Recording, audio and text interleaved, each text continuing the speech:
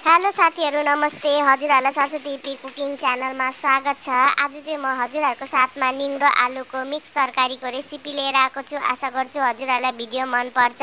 मैले चाहिँ यहाँ निङ्ग्रोलाई मजाले सफा पारेर लिएको छु र 2-3 पानी मजाले धुएर लिनुपर्छ र निङ्ग्रो यहाँ मैले धुइसकेको छु र मैले चाहिँ यहाँ लिएको छु प्याज, आलु, लसुन र 2टा खोर्सानी र टमाटर 2टा र कराई मजाले तातेपछि तेल हाल्दिनुपर्छ र तेल मजाले तातेपछि 5 फोरन हाल्दिनुपर्छ र 5 फोरन रातो भएर फ्राई भइसकेपछि लसुनलाई हाल्दिनुपर्छ र लसुनलाई पनि हल्का फ्राई भएपछि प्याजलाई पनि हाल्दिनुपर्छ र प्याजलाई पनि रातो हुन्जेल फ्राई गर्नुपर्छ। रातो 2टा खोर्सानीलाई पनि चिरेर हाल्दिनुपर्छ र प्याज र खोर्सानीलाई हल्का रातो हुन्जेल फ्राई गर्नुपर्छ र यतिको रातो हुन्जेल फ्राई भइसकेपछि धुएर राखेको आलुलाई पनि हाल्दिनुपर्छ र आलुलाई पनि हालेर मजाले मिक्स गर्नुपर्छ। बेसन, स्वाद अनुसार नुन हालेर आलुलाई मजाले भुट्नुपर्छ।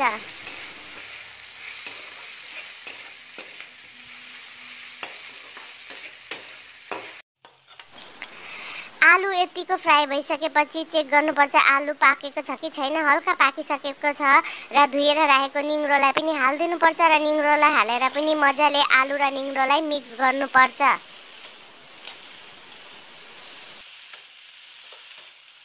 निङ्ग्रो र आलु मजाले मिक्स गरिसकेको छु। मैले चाहिँ यहाँ र छोपेर 3-4 मिनेटको लागि पकाउनुपर्छ र 3-4 मिनेटपछि ढक्कन खोलेर हेर्नुपर्छ र निङ्ग्रोलाई मजाले मिक्स गरिदिनुपर्छ र मैले चाहिँ यहाँ 2टा टमाटरलाई मसिनो गरेर काटेर लिइसकेको छु र टमाटरलाई पनि हाल्दिनुपर्छ र टमाटरलाई हालेर माथिबाट सागले छोपिदिनुपर्छ र 2-3 मिनेटको लागि छोपेर अझै पकाउनुपर्छ।